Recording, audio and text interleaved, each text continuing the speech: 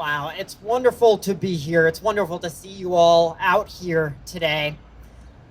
You know, a lot of us feel like the world is getting worse. Poverty and violence and political corruption and so on, instability, oppression. But there's something happening right under our noses when we step back and look at the bigger picture. There's another story taking place that most of us don't see, and that's the story of progress. You know, the number of people in extreme poverty today, the percentage of the population, is lower than it has been in hundreds of years. The number of people barely able to survive, the percentage of the population, is rapidly declining. The percentage of the world's population that is dying in warfare is rapidly declining. The percentage of people who display and who hold racist and sexist beliefs and opinions and attitudes is sharply on the decline in the United States and around the world. This is something that's documented by data globally and in our country, and it's something to celebrate. But it's also something to ask a question about. Why are these things happening?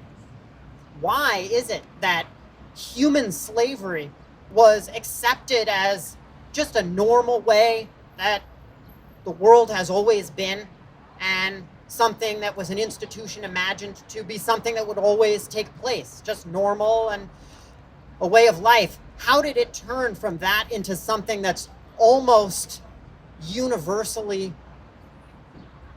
unacceptable? Human slavery for thousands of years was just the way things are, and then suddenly it's reversed.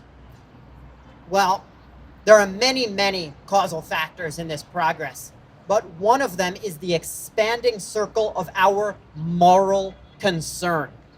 That every one of us holds basic ethical principles that causing harm, causing suffering is a bad thing.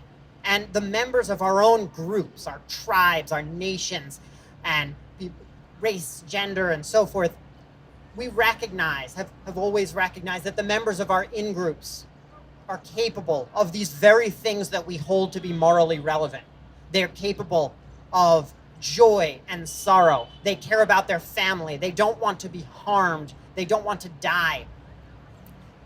And as time goes on, through history, people have been gradually moving toward their eyes opening to the people outside of their in-groups, also being recognized as having those very same characteristics that they consider relevant. People who used to be populations that used to be, for example, more racist. They're more and more as history has gone on over the past thousands and then hundreds of years and then recent decades, have said, oh, the people who are outside of my in-group, different from me in this and that way, have these same fundamental characteristics that matter ethically when I'm talking about my in-group, and these people have these characteristics as well. Well, what does this have to do with animals? Well, non-human animals, all of the other species with which we share this planet, have the capacity to suffer. They have the capacity to experience joy. They care about their families in the case of social animals, most mammals and so on. The very characteristics that we consider relevant, that we consider what makes all of us matter, are shared by all of the other species of sentient and emotional animals with which we share this planet. And people are waking up, and I think this is indeed humankind's view of and treatment of non-human animals may well be the next great step in humankind's moral progress. And we're seeing it already. more and more people are saying no to things like circuses and zoos and places like SeaWorld, and more people are changing their diets, eating more vegetarian, eating more vegan, because they're opposed to the treatment of non-human animals in factory farms.